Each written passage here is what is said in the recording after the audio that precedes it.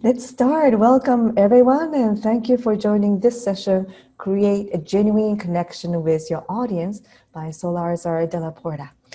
This is one of the sessions from District 101 program called Great Events. Please check out the official website. Let me post it on the chat right now. Here we go. I hope you can see it. And the District 101 will offer many learning opportunities throughout the year.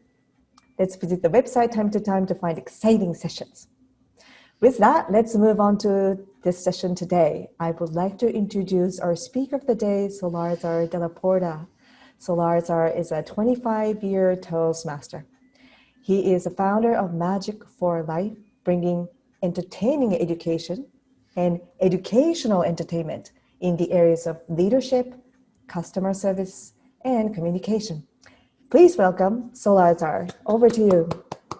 Well, thank you so much for that introduction, Izumi, and thank you so much, Gavin, who actually is the one who first got me here. Now, before we begin, I'm required by law to provide this disclaimer. One, no Toastmasters were harmed in the preparation of this workshop. And in the fine print, I have to point out that this is the fine print that you really are not supposed to be able to read, but which can be referenced at any time by me to offset any liability as a way of not accepting responsibility for the misuse, disuse, poor construction, or poor quality production of any of this material. All claimants will be sterilized.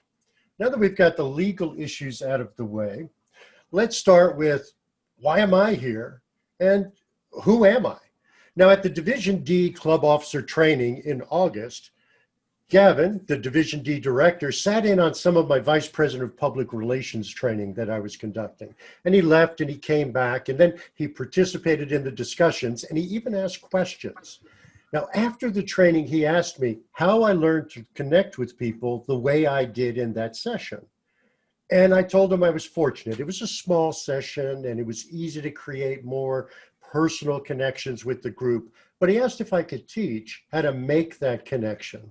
And I said I didn't know, but I was certainly willing to give it a try. So let me tell you a little bit about me first to get started. I'm originally from New York.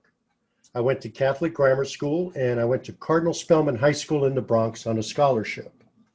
Now, at the age of 16, my father and I had a disagreement about a haircut. The disagreement turned into an argument. The argument turned into a fight.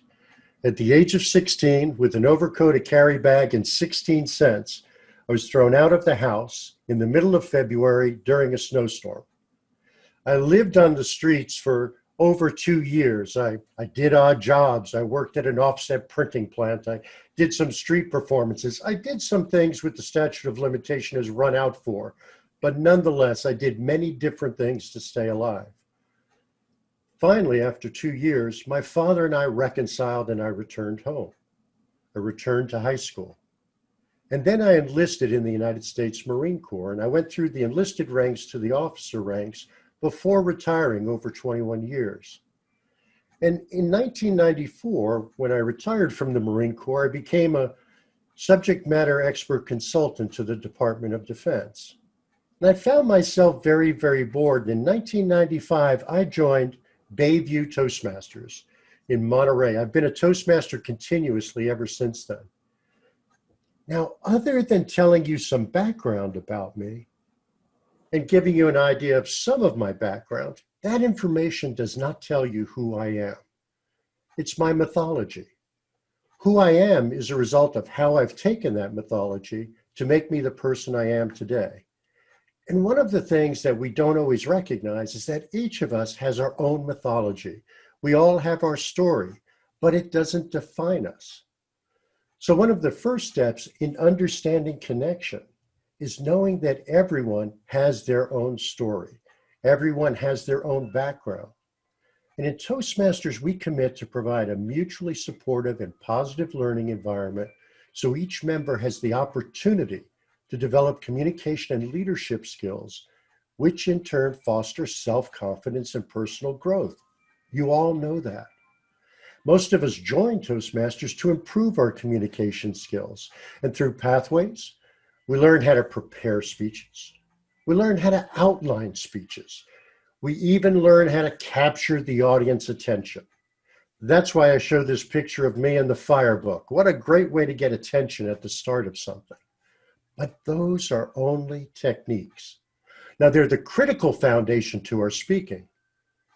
Have you ever heard a perfectly crafted speech and felt unconnected to the speaker or the message? So as we go through Toastmasters, it's valuable to continue to work on our foundation. Our foundation is the same as scales for a concert pianist. They practice scales every day, so we should never lose our foundation. Let's re-examine why we speak. Now, Patricia Fripp tells us that we speak to be heard and understood, but it doesn't stop there. We also speak to be remembered and repeated. Heard, understood, remembered, and repeated. Why do we speak? The foundation of every presentation. We already heard from Patricia Fripp. Heard, understood, remembered, and repeated. That's why we speak. But then there's a difference, as Gavin was mentioning before everyone was here, between the purpose and the premise of our presentations, and we're going to touch on that today. And then the other piece that's important is that how do we find our authentic voice? How do we let people know that they're really hearing from who we are? So let's look at this a little bit more. Why do we speak? To be heard, to be understood, to be remembered and repeated. Those are the basic foundations of why we speak, but we also speak to connect. Connection is the whole purpose of our speaking. We can be heard, but if we don't connect, we won't be understood, we won't be remembered, and we won't be repeated. And in Toastmasters, as I mentioned earlier, we learned these techniques: an attention-getting opener, a presentation of 3 points, a clear transition from one point to the next, a memorable closer for the audience to remember. And we can visit any club, and not only will we hear speakers using that formula, we'll hear evaluators using that as a metric to measure the speaker. So we speak to be heard, to be understood, to be remembered, to be repeated. But most importantly, we need to connect with the audience. And if we don't connect, we won't be heard, we won't be understood, we won't be remembered, and we won't be repeated.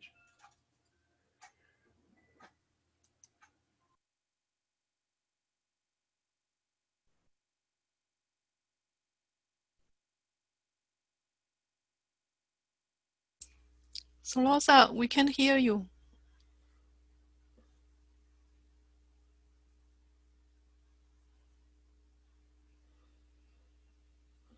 Did I mute myself? Did you just mute it? Did it just happen, or?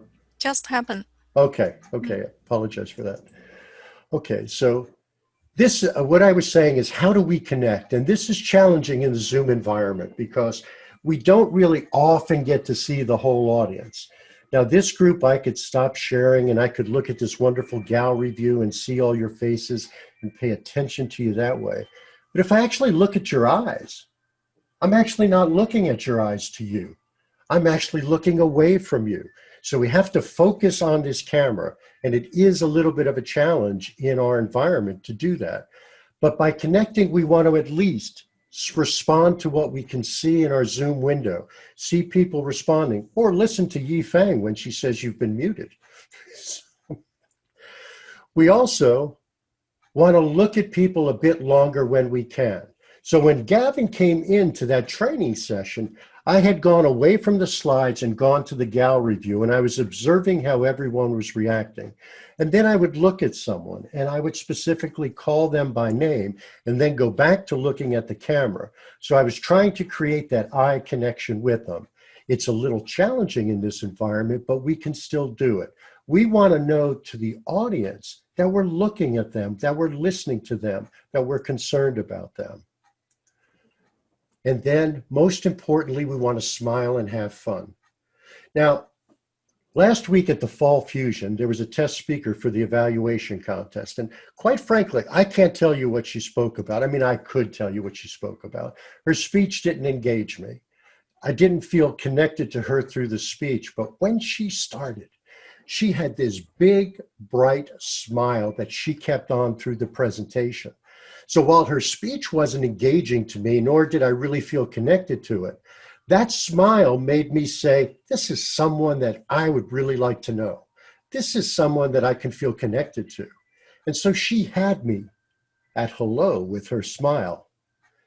And so we should smile as much as we can. Now, I've never liked my smile in life, but when someone smiles at us, we automatically feel a certain level of connection. And also be personal. Tell a story. Now, I told you a little story about me in the beginning, a little bit about me. I'm going to tell some other stories going forward. Now, they're not all about me. But when we tell something personal, people can relate to that. People can understand that. We can talk about children or spouses or work or a personal experience we went through, and people get that. So stories, selling our points, not just for the sake of a story, are really a wonderful way to create a connection with an audience. Don't talk about yourself all the way through it, because then it just sounds like you're in love with yourself. And if you are in love with yourself, you might want to keep that from us.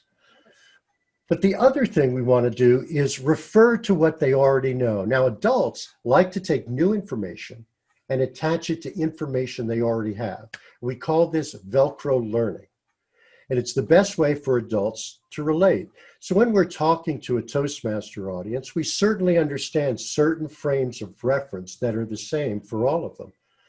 But when we talk to other audiences, we want to find out what some of their references are and create that Velcro learning experience so we can take something new to attach to what they already had. And the last thing, we always want to care. See, public speaking is having a conversation from your heart with words. Speaking is just a performance. Following the Battle of Gettysburg in July 1983, the battleground was declared a national cemetery. The men who died there were going to be reinterred into the consecration of the National Cemetery at Gettysburg. And that was November 19th, 1983. Now, President Abraham Lincoln was invited to say a few words of consecration at the ceremony. They really didn't want him to speak. He wasn't the featured speaker. And he struggled with what he was going to say. And on the train trip to Gettysburg, as many of you know, on the front and back of an envelope, he wrote what became his speech. Now, on the trip, he said he felt weak and dizzy. He complained of a headache. What wasn't known at the time is that he had the onset of smallpox. He went to the event, and there was opening music. There was a prayer. There was a 2-hour oration, music from the Marine Band, a song from the Baltimore Glee Club, and then President Lincoln, weak, dizzy, headachy, with the start of a fever, stood up and delivered 272 words in less than 2 minutes. fourscore and 7 years ago, our fathers brought forth on this continent a new nation, conceived in liberty and dedicated to the proposition that all men are created equal. Now we are engaged in a great civil war, testing whether that nation, or any nation so conceived and so dedicated, can long endure. We are met on a great battlefield of that war, and we have come to dedicate a portion of that field as a final resting place for those who here gave their lives that that nation might live. It's altogether fitting and proper that we should do this. But in a larger sense, we cannot dedicate, we cannot consecrate, we cannot hallow our ground. The brave men living and dead who struggled here have consecrated it far above our poor power to add or detract. The world will little know nor long remember what we say here, but it can never forget what they did here. It's for the living, rather, to be dedicated here to the unfinished work which they fought here have thus far so nobly advanced. It's rather for us to be here dedicated to the great task remaining before us, that from these honored dead, we take increased devotion to that cause for which they gave their last full measure of devotion. That we highly resolve that these dead shall not have died in vain, that this nation, under God, shall have a new birth of freedom, and that the government of the people, by the people, for the people, shall not perish from the earth. Now, while he did not smile, he observed his audience. He spoke to them from the heart. He complimented their resolve. He told the story of why they were there and what all of them owed to those who died there. President Abraham Lincoln connected with his audience that day and his audience in history. We're not Abraham Lincoln, so why would anyone listen to us? What do we have to bring to our presentations? Oscar Wilde shared with us, be yourself. Everyone else is already taken. See, each of us is unique. Each of us is the best representation of ourselves. So we might as well make that one of our assets to be shared in every speech to be the best self that we can. That goes back to my favorite picture, which is be the authentic you. You know, successful people are not successful because they have traits in common with other successful people. They're successful because they've identified the uniqueness they bring to life and they express it. So in order to be who we are, we have to let go of who we think we should be. Most of us have developed a persona that we project to the world. It's how we want the world to see us. Doesn't mean it's us. And our persona is often formed from our need to be liked. We want others to approve of us. So we may create a persona to match their expectations. And look, oh, now they like us.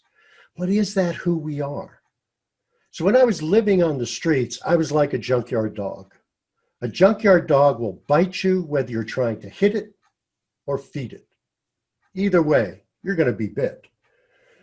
In the Marine Corps, I learned to create a persona of always being in control and in charge. Once on a temporary assignment to Washington, D.C., I was driving down Constitution Avenue in Washington, and each block has a traffic light. And I was stopped at one, it turned green, and as I took off, in the very worst of driver safety, I looked to the right on my passenger seat and then looked up in time to realize that all the cars in front of me were stopped. I rear-ended the car in front of me. I got out and exchanged information with a very charming young lady, which all I can say is, that's a terrible way to meet charming young ladies. As I drove further into the district, I realized my front hood was not closing fully. So it had a low slant and the accident had damaged the hood latch. So I called the rental car company and they advised me to return the car to their location at Reagan National Airport. So I took the 14th Street Bridge to get to the airport, crossing the Potomac. I was in 5 lanes. I was in the middle lane, doing 55 miles an hour with cars on either side when the hood latch let go. It came up, shattered the windshield, blocking forward vision. I immediately put my emergency flashers on and looked to either side and saw that the cars on either side were just backing away, giving me all the clearance in the world. I managed to pull over to the right, just on the tidal basin, directly across from the Jefferson Memorial. As I got out of the car, this park ranger came running up to me saying, "Did you see that?" And I said, "I was driving the car." And he goes, "Oh, yeah, that's right." So I called the rental car company. They sent a truck. They came and picked me and the car up, brought me to the airport. And as I met the lady to explain what happened, I went through the whole iteration from the initial accident to crossing the bridge to what happened with the hood. And she looked at me as I was explaining it to her, and she said, "How do you keep from crying?" And I told her, "It's the uniform. I only cry when I take it off." That was my persona. When I put that uniform on every day, that was my persona, to be in control, to be in charge. But that wasn't really me. That was what it was expected of me as a U.S. Marine. So consider if your persona is who you truly are, or if there are more layers underneath that can be brought out when you're presenting to your audience. So by knowing who you are, that is one step to connecting to your audience. So when Gavin saw me at that training, what he didn't know is that going into that training, I created an intention about the training, which leads me to my point of premise versus purpose. See, premise, I created a premise. The premise was I wanted to serve the needs of those people who came to the training in the best way possible. I didn't necessarily know what that was. Even if I knew the people coming, I didn't know what their needs are. Now, the purpose of my training was to train them on the roles and responsibilities of the VPPR. So what Gavin saw that day was not my purpose. He saw me applying my premise. As people told me what they were interested in, as people told me what they wanted to hear about, I adapted what I was doing to serve their needs. So my premise for the training allowed me to be open to whomever showed up and what they needed to learn in that moment. It wasn't about the objective of the training. It wasn't about the purpose of the training. But when we only focus on the purpose, we lose priority for the most important element, which is the audience. The premise is about the audience. The purpose is about the speech or the presentation. So on September 11th, 2001, I was scheduled to be a luncheon speaker at a local business organization. Now, after seeing planes flying into the World Trade Center and crashing into the Pentagon, I called the business manager to see if they were still meeting. And he said they were, and I suggested I not do what I was scheduled to do. I actually suggested we try something alternate, because what I was going to do is kind of a bit more entertainment. It's a little lighter. And he said, no, they absolutely need to have that. They have to have that. Now, for 20 minutes, I did what he insisted I do, but I looked out at these people, their blank faces, their shocked looks, their disbelief, their uncertainty, their fear. And I stopped and I said, perhaps we can share a quiet moment of prayer and reflection for those we've lost and for those who will have to take our country forward. So it was like air coming out of the balloon from everyone holding their breath. Everyone relaxed. They took their moment. They settled down. They felt more connected. It's the difference between purpose and premise. Never lose a premise, but never force a purpose. So our purpose is the anchor of our presentation. But if we meet the premise and not the purpose, then we've served our audience. But the best premise cannot work if we're not authentic. And sometimes that's not comfortable, which is why Eleanor Roosevelt told us, no one can make us feel inferior without our consent.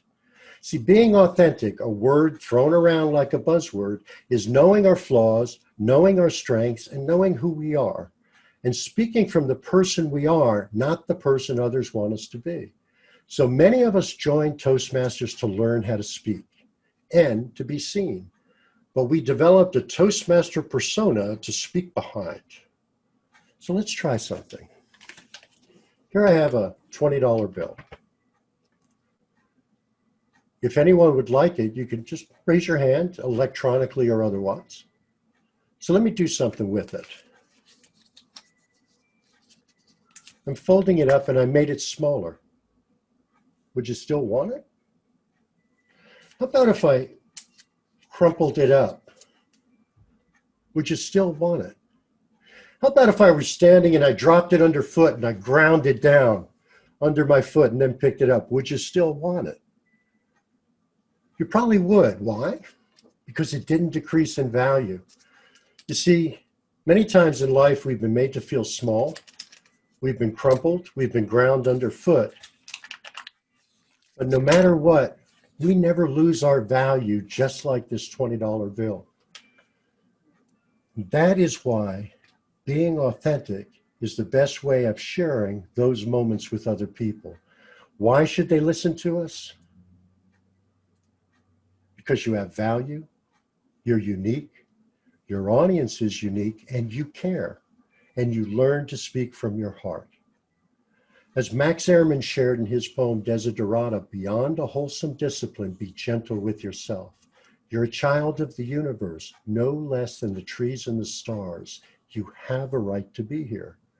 So if we don't seem to care about our topic, the audience won't either. And if we don't care about our audience, they won't care about us. So it's simply speak with intention. Use the emotion of your voice, not someone else's. It doesn't have to be big, but it has to sound interested in what you're talking about.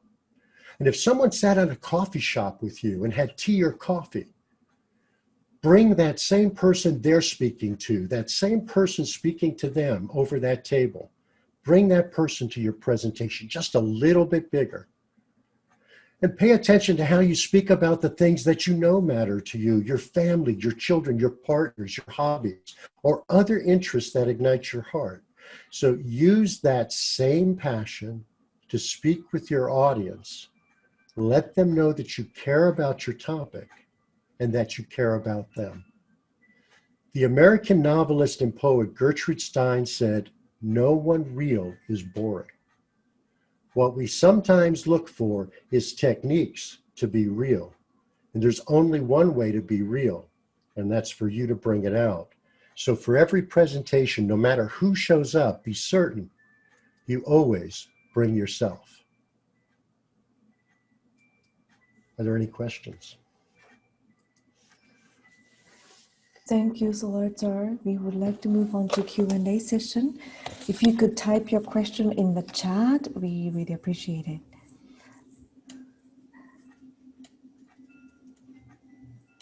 Let me see.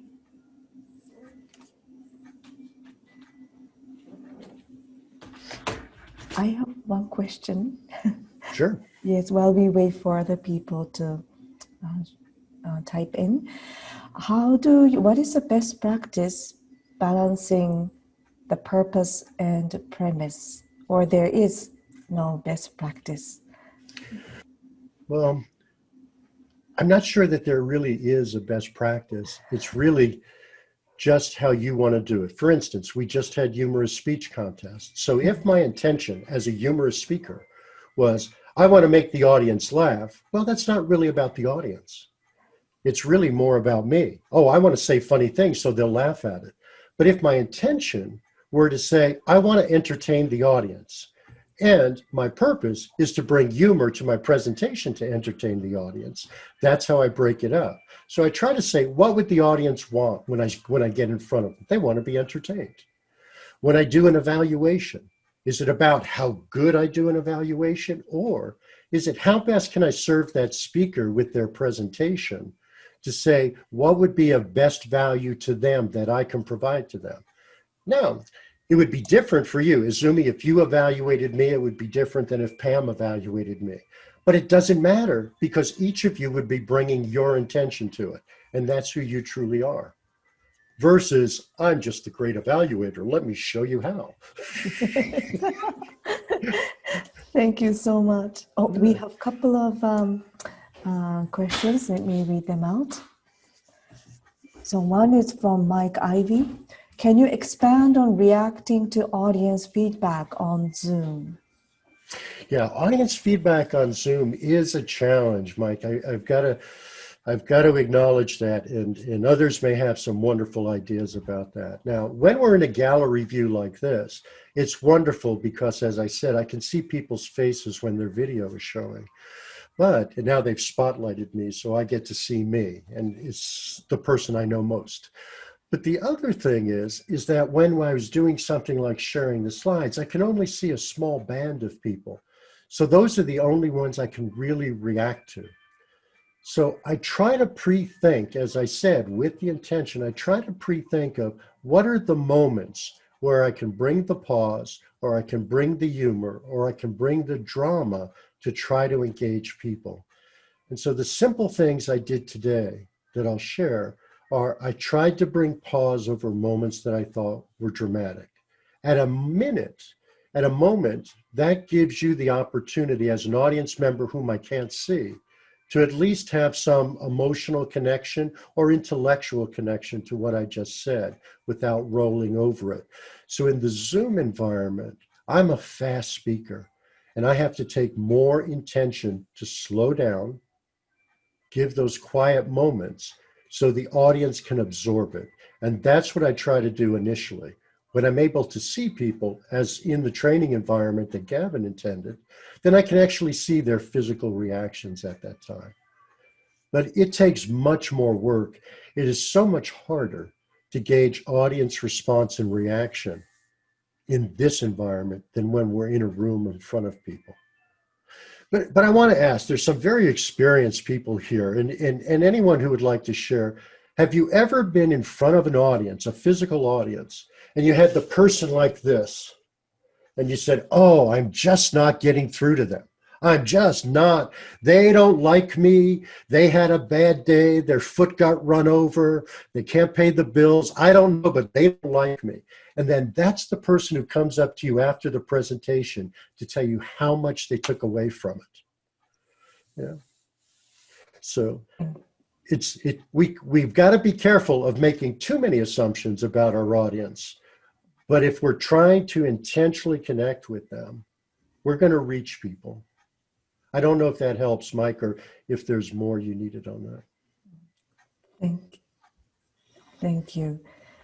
Let me move on to Alison King. Alison's question. So, Larza, how do you help a person who is performing become more authentic? Feedback sometimes stresses performance. I listen, and I don't know that this is teachable, which is why when Gavin first asked me, I went through training from Heart Math up in Boulder Creek, and they teach you how to listen through your heart. They give you exercises for doing that, and I'm not empowered to do that. I'm not a trainer of that. But so I listen for where I hear a person's heart, where I think a person is sharing something that's genuine meaning to them. And I try to gauge that. And I think that's the authentic moments. So if I were listening to a speech and someone shared about their pet, their child, their partner, something that's really touching, that I feel really touched by, I know that that was a genuine moment. That's how I receive it. And I'm going to compliment them on that genuine moment. And I'm going to say that I would like to see more of that you in this presentation in these ways. Here's where I think you got into your head and were just giving me the formula. And here's where I thought I was listening to Allison, and that's how I try to do it. But that is so subjective. And so for each of us, poignant moments are different. The poignant moment for someone else may be different than mine, but I try to listen for that moment that I think was heartfelt and share that and emphasize that back to them. And I don't know, Allison, if that fully answers your question. Not exactly, but why don't you move on? And if it doesn't get answered later, maybe I'll ask it a different way. Okay. Next question is from Gavin. How do you pinpoint your specific premise? For instance, how do you think the premise of a Toastmaster? How do you figure out the premise of a Toastmaster member? Well, that's they're all good questions, but that's a good question, Gavin, because I don't figure out the premise for the member. And maybe I'm answering it, but not answering it. It might be the way the question was asked to me. For instance, in the training, it was pretty clear. I was going to have people show up with different needs. Some are experienced, some are not experienced, some are brand new, some have done it before. And so I know I've got this wide swath of people. And I asked them in the beginning, just as we do in any training, I asked them certainly what their expectations are and what their experience is. Now, when we speak in front of our clubs, we pretty much know our club members. So we have a sense of what they like, what they don't like. So it's easy in our club to create a premise for something larger with those members because we have an understanding of who they are. The challenge comes when we go to a different audience altogether, whether it's going from club to area, division, or district, or just even going outside of our group. And then it's important, from my perspective, for us to find out about their audience as much as we can from whoever's setting it up. What are their likes, dislikes, what are their interests, what are not. And then based on that, I start with the Velcro learning concept. If they do this, they have an interest in this. You know, if they do this, they have an interest in this. Patricia Fripp shares a story that I won't get quite right, so I won't tell the whole story. Of she was asked to speak to a national organization of ministers. She's not a particularly religious person or affiliated with any religion. But she stood up there and she said, I bet you're wondering why I've been asked to speak to you today. She said, do you know that in the Bible, it says 6,784 times, thou shalt. It never says, thou shalt not. And I am here to teach you the ways thou shalt reach your congregations with the way you present your information.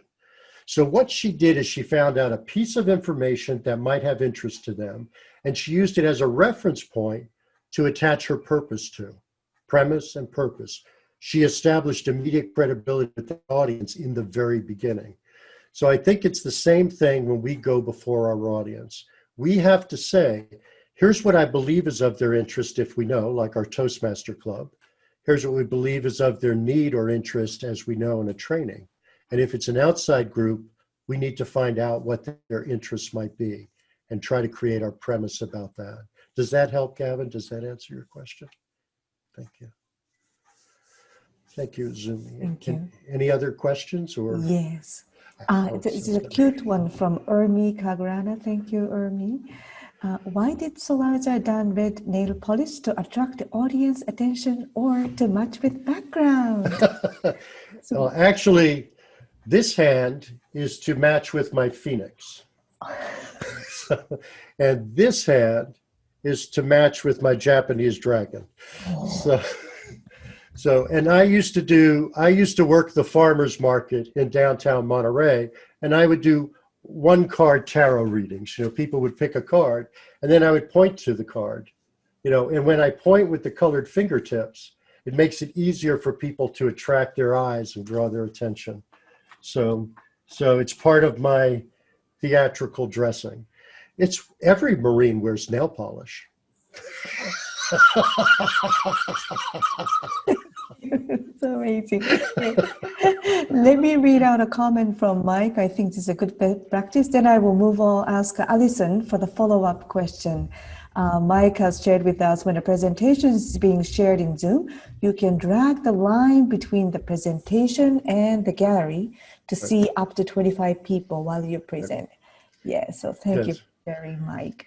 Thank you, Mike, for pointing that out. Thank you. Yes. Let's go back to Alison's. Alison, yeah, she had a follow-up. Thanks. I'm going to try to ask the question a little differently. I don't think it's easy to ask a good question on chat.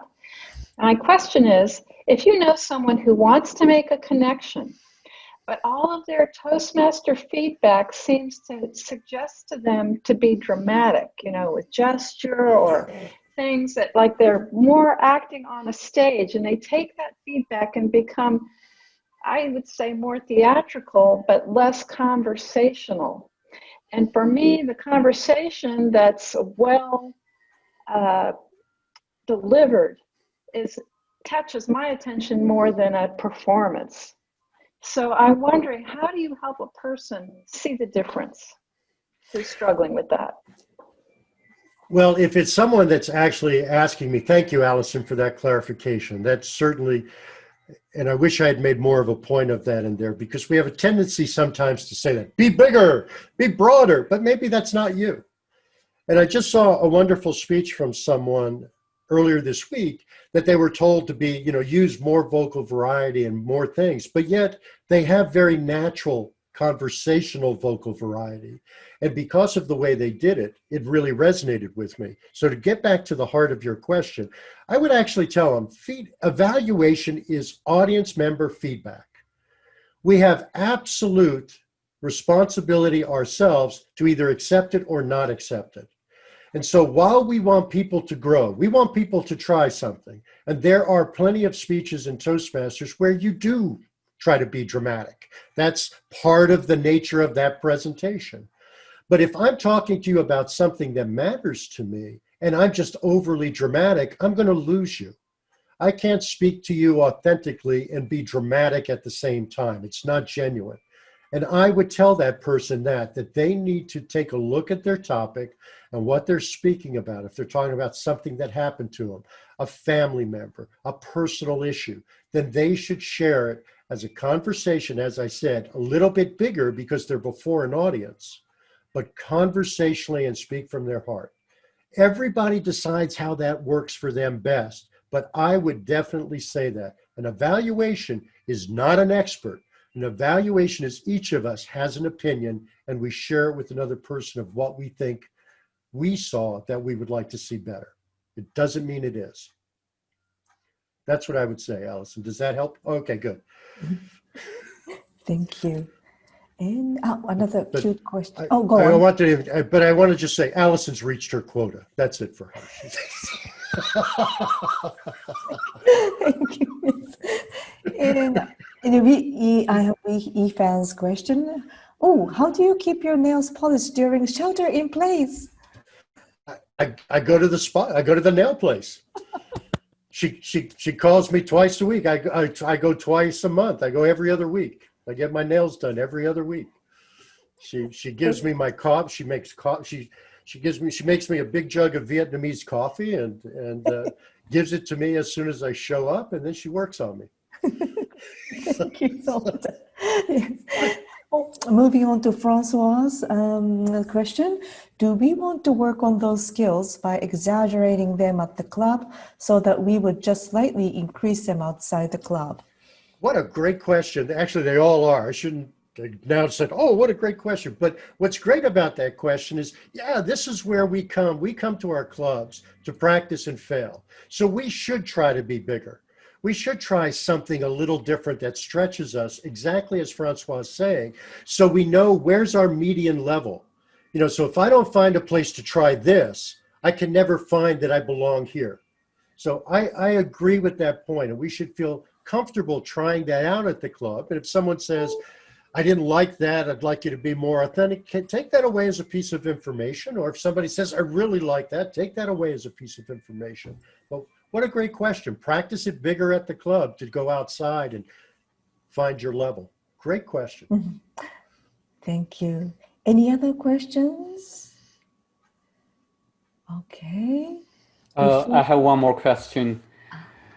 Just about 5 months ago, I visited a club and I felt really bad because I just thought that club, the officer teams, they were very rude. For instance, they didn't ask the guests to introduce themselves, and they even said, if you do not turn on your video, we won't let you speak.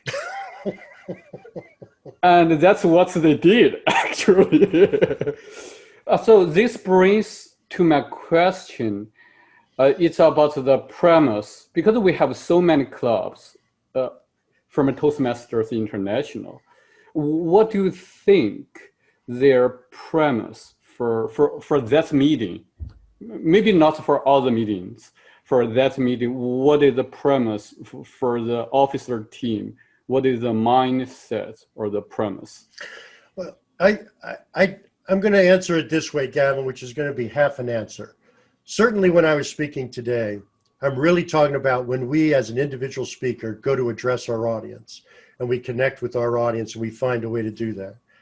Every club is its own community and its own culture. I don't know what their premise is. Maybe their members have said, we don't like looking at the gallery if we can't see people's faces. Maybe they've already had that discussion, and maybe they've gone through that with their club.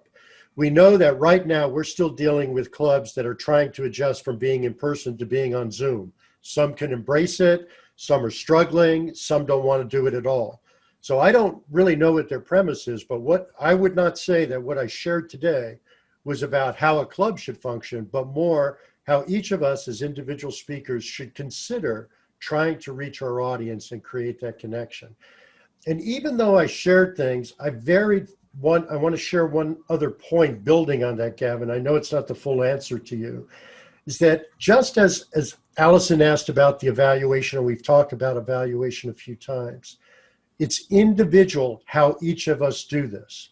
It's not for me, whether I'm an evaluation or a friend, to tell you who you are. You have to know who you're comfortable being, and you have to work with that person. And all I'm suggesting is if we're listening to you and say, that's really Azumi, I see Azumi in this presentation, then we're going to connect with that. We're going to feel more of the connection to Azumi. Doesn't matter what she talks about. So that's what I'm really trying to get to. We want to let the audience know we care, and they'll care as long as we care. So Salazar, I'm assuming I have a follow-up question. I know So you're if I- Sume, but thank you. You know, I got to join your conference. I mean, I just finished my class. So question is it okay to speak by turning off the video? I mean, is that polite? I mean, is that acceptable? Well, once again, if you're trying to create a connection with the audience, one of the things you want them to do is connect with you. So even if everyone in the audience has their video off, you want them to see you. We want to see Sume, especially because she has a matching hat and blouse. I mean, we could not have seen that if you had turned off your video, and we wouldn't be able to connect with you. So I think if the presentation itself, for some reason, calls for that, you might want to do that. Let's say you're running a video as part of your presentation, then you may want to be not seen so that they focus on the video itself, or other ways like that. But I don't know, it's tough enough to connect to the audience this way, for the whole audience to be able to see and gather. And I'm probably looking too much at you and not the camera. But but I would say keep your video on so the audience can see you and connect with you. Okay. One more question from Arjana. This is related to pathways, level 1 researching and presenting. But how do we connect when we have to give a speech on which we have to present something new by researching and presenting? Well, research and present something that interests you. You know, it doesn't have to be something you already know, but, you know, for instance, if you always wanted to know what it takes to fly a helicopter, and research that a little bit and let people know that you're excited about that topic. But if you do something like one of the Toastmasters, one of the clubs I was in for the research topic, researched the letter G. But, you know, the interesting thing was he was engaged with it. He really liked it. He really was. So it was entertaining because he really cared about the letter G. So I would just say research something that interests you and present that. And that's the way to handle that issue. You know, like when we do, so many of us, oh my God, we do that leadership thing of leadership styles. And I've seen it presented probably 99% of the time by people who don't really care. At least care what leadership style you are. Care what you learned about the different leadership styles. At least try to be interested. But certainly on the research topic, do something you like, you're interested in. Thank you. Any other question? Yeah, I have one more question. No, only two maximum. I'm sorry. we already cut off Allison. We gotta.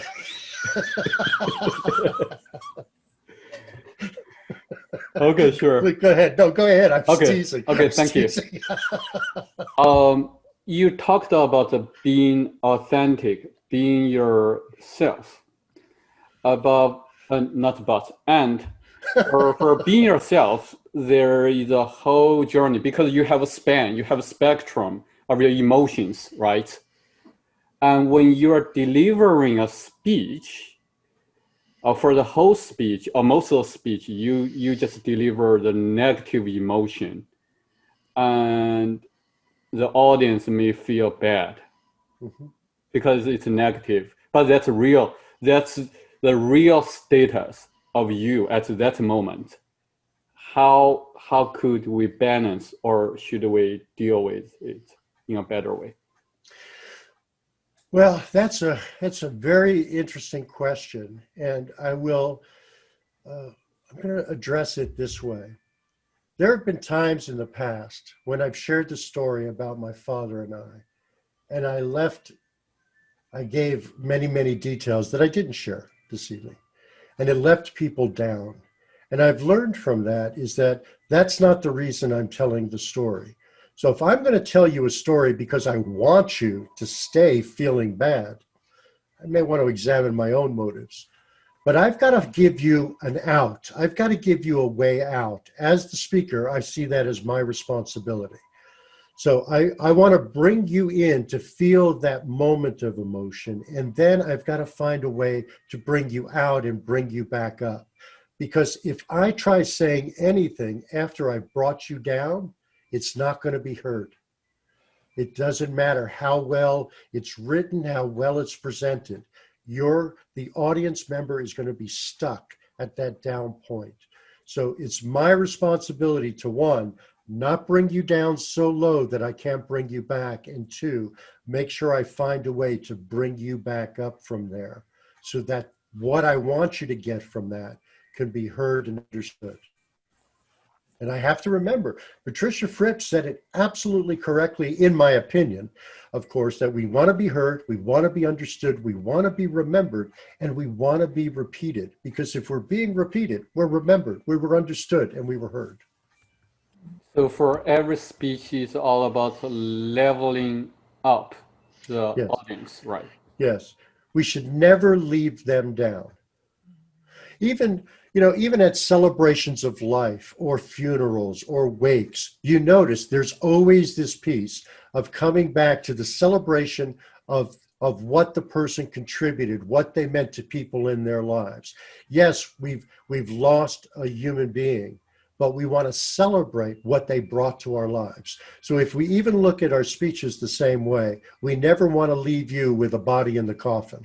We want to bring you back to what it meant to our lives and how we'll carry that forward. Okay, thank you. That's a pretty vivid image. Thank you for the great questions, everybody. Before I hand control over to Gavin, so that if you can kind of let us know the final comment at the takeaways, what would be the takeaways you would like the audience to get out of?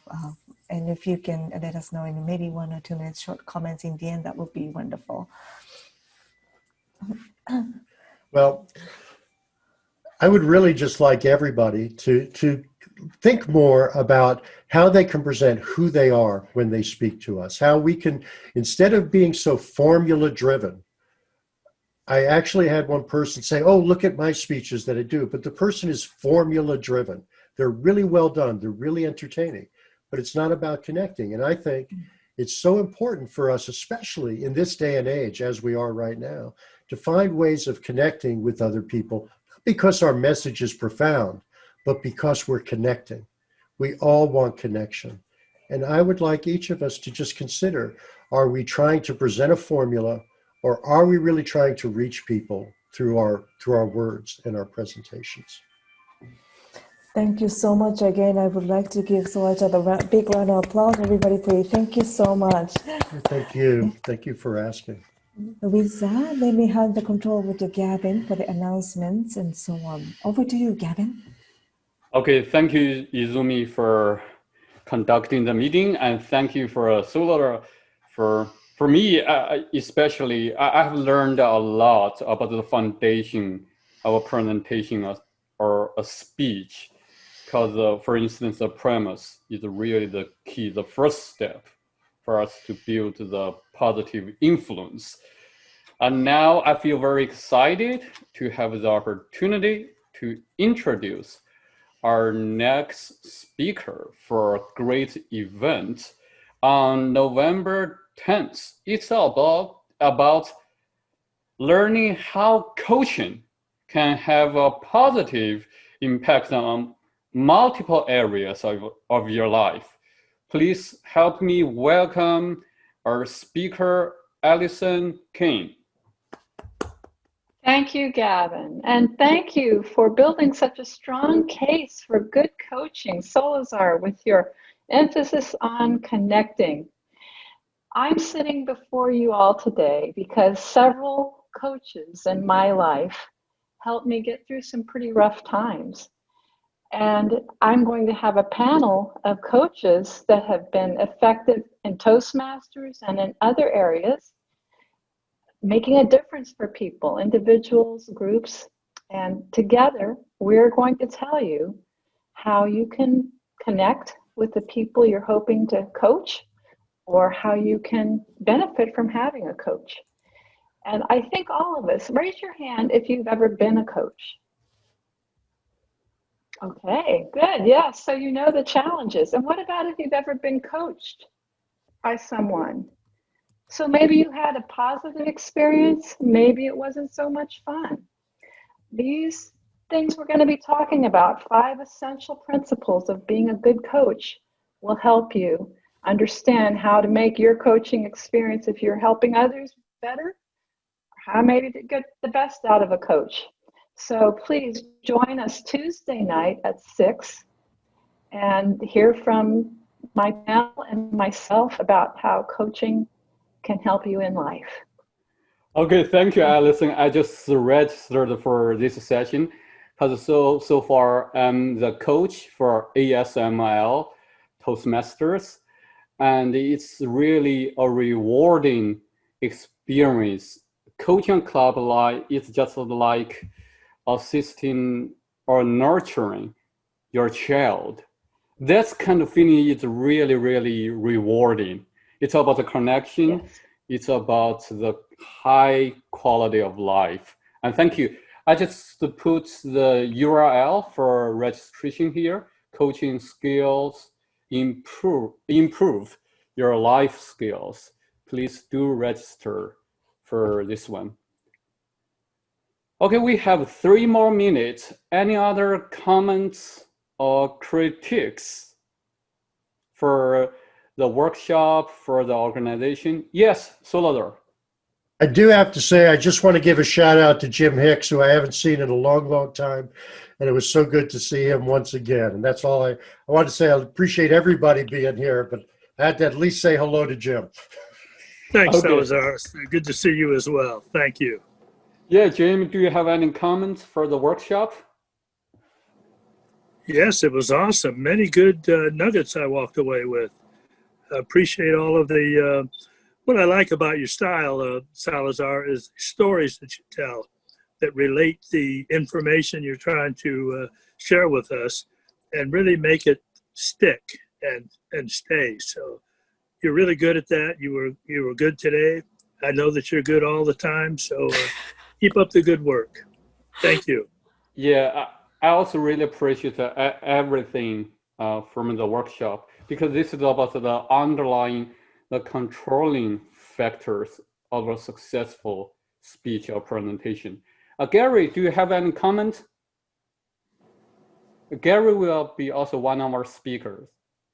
No, I thought it was excellent. One of the things we always struggle with is making those connections, how to connect, how to be authentic. And you did a great job of giving us guidelines as to how to actually do that. So thank you. Okay, thank you, Gary. Any other comment? Yes, Alison.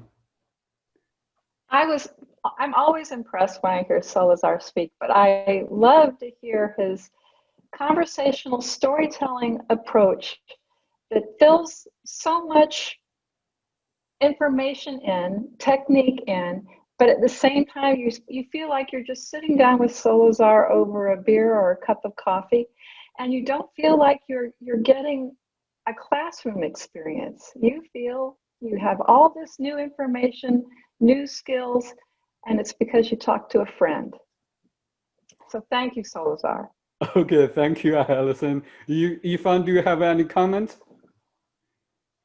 I can't agree with Alison more.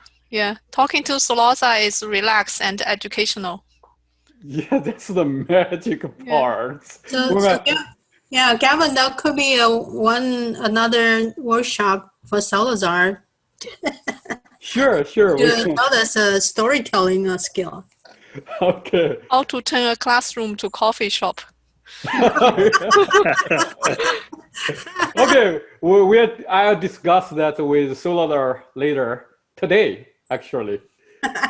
Okay, any other comment? Anyone who haven't speak so far, for instance, Lane, do you have any comment? Just a very quick comment, maybe 30 seconds. Or yes. I found very informational, and Salazar has, of course, a terrific speaking ability and very excellent storytelling. I enjoyed it. Okay, thank you. Did you? Yeah, I don't know if I pronounce your name correctly. So are you here? Archana? Yes, Kevin. Yes, please, do you have any comments or suggestions for about 30 seconds? I really enjoyed the whole meet here. And I joined a bit late, so I missed a bit. So I'm sure I'll go for YouTube and watch the whole video again. Yeah, you will have the recording, because District 101 will distribute this recording. Thank you so much. I will produce this recording and they will distribute this recording. Okay, thank you. So Pam, do you have any other comments? Okay, no so far. And Ermi, is it Ermi? Okay, that's great. And I think it's a profound session, because for me, it provides the media, the vehicle to assess my past speeches, and this also set the stage for my future stages. I really appreciate your contribution, Solar, to all of us. And I'll see all of you, hopefully, on November 10th. And thank you. Let's call it a day.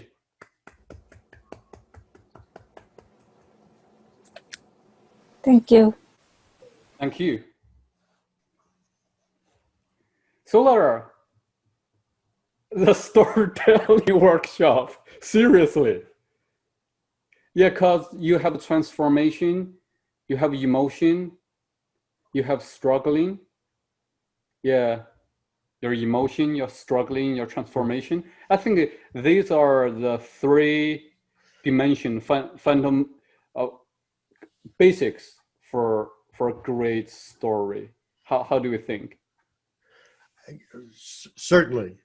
I know that there are other people who specialize in that, but I've been happy to do it. But of course, when you asked me to do this, I'd never done this before. So, you know, I guess your role in my life is to get me to do things I've never done before. Okay. I hope in a good way. Yes, it's a good thing. It's a good thing. Okay, sure. We'll discuss more about it via email for the future workshops, because for the great events on Saturdays, I will conduct the whole session for each session. We may not have one workshop for every week. For instance, sometimes we only have 2 workshops every month. And for some months, for instance, January, February, we won't have workshop on Saturdays because of the officer training. But we need to do the schedule for the second half of the year, of the Toastmaster year. And maybe for the when you start them, maybe you would want this one to be during the week as opposed to a Saturday, depending on the contest training. You know, the contest for area and division contests. So you may want to look at that too. So sure. So I've got time to look at that, and I'll gladly do that, Gavin, because I know right now your role in my life is to push me a little further. So Okay. Hi, Francois. Do you have any feedback or suggestions for the new platform of this program. No, it was another interesting session. I did recognize during the presentation that I had given a speech, the same speech at different club officer training sessions at different divisions in the past. It was the same speech, slight variations.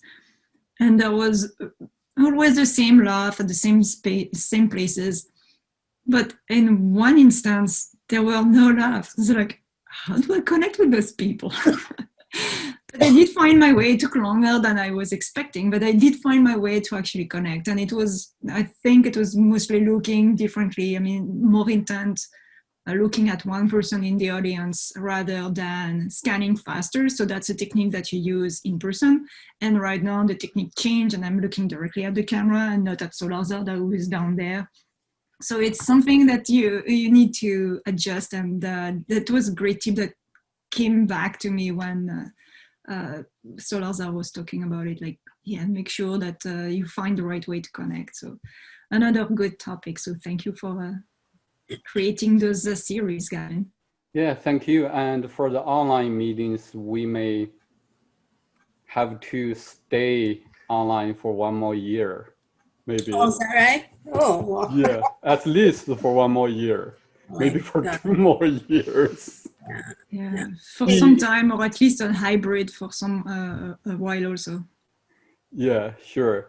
So Gavin, I have a couple of questions, one for you, one for Salazar. Sure. I'm very interested, just out of curiosity. I know you wrote 1,000 books. No. Those are virtual background. Did you write those books? Oh, yeah. I have written oh my gosh. 27 books so far. I'm the first author. 27? These are just a part of the books I have written. Because I just get up at 3 each morning. Amazing. For the past about 13 years at 3 in the morning. And getting up, the first thing, other than drinking the hot water, the warm water, the first thing for me is to write the books. Yeah, so you can accumulate your many knowledge, skills, and share with others. This is actually transformational. For instance, in the area of Apache Spark, I'm the most famous person in China, and there's no way for any other expert to eclipse or outperform me in this area. That's amazing. Because very impressed. Like the law or the religion, you have set the foundation for for beginners, for the workers in different companies. They all study your books to solve the real problem. And some of them just think you're the god. That's remarkable. Salazar, I have a question. Remarkable. Yeah, I have a question for you. You know, I've heard you said many times that you have to know who you are, but I have a trouble to know who I am. Like, how do I say it? Like, sometimes we all kind of blind to ourselves. The other person will see better than us. So I don't know what kind of person, like who I am. That's well, I agree. I used to say that I lived many lives in one, which my ex-wife never liked me saying, but then she is my ex-wife, so what difference does it make? She doesn't have to like anything I say. So, but I think the real issue is I used to write a lot, and I would write, and I would say, well, who do I want to be? Who do I think I am? And what's the delta or the difference between those two things? Am I this person? And why am I not this person? So if I'm not that person, if I really think I'm this caring person, why am I not? Bye, Francoise. Thank you. If I am not projecting this caring, What is it that I'm afraid of or that I'm hiding? And I need to answer that for myself. Now, it doesn't make me bad. Maybe I can't get past that. You know, certainly when I talk about, I don't know if you heard that part, when I was on the streets, I had a persona that was rough, and to tell you the truth, there was no caring coming from me whatsoever. When I was in the Marine Corps, I had certain elements of my persona that I just maintained. You know, I said, I put this uniform on, therefore this is how I am. So the journey from that time has been finding out more of who do I really feel I am inside, because you know inside who you feel you are. You do know that. We're just not always comfortable bringing that out and allowing ourselves to be that. I didn't want to use the term, but Pam has often talked to me about the issue of vulnerability.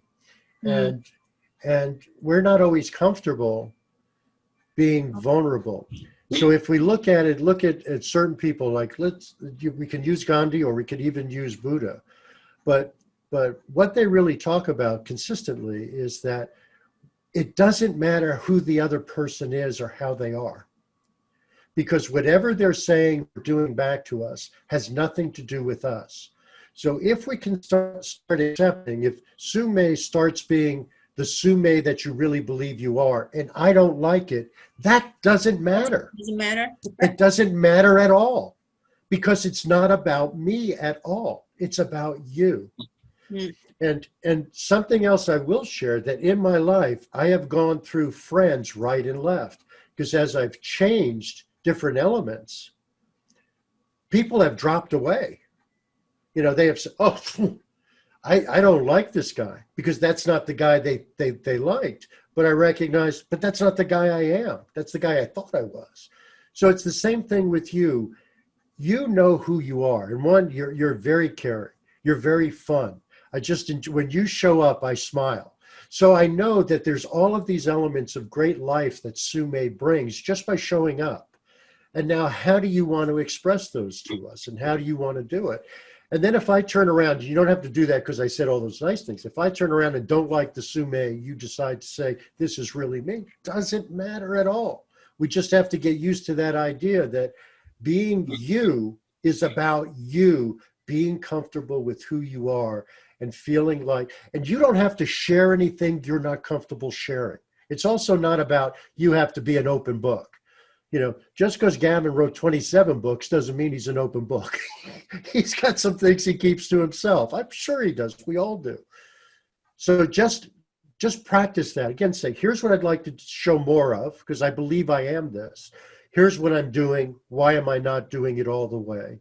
And then just, do you swim?